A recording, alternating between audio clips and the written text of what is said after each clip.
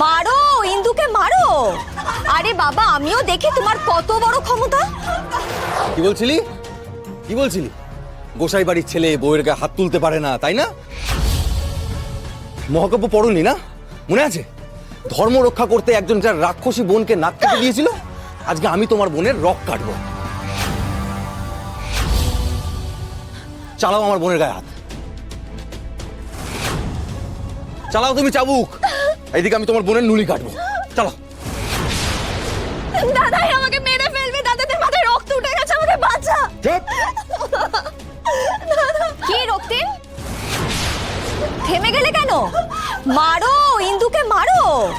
আরে বাবা, আমিও দেখি তোমার কত বড় ক্ষমতা।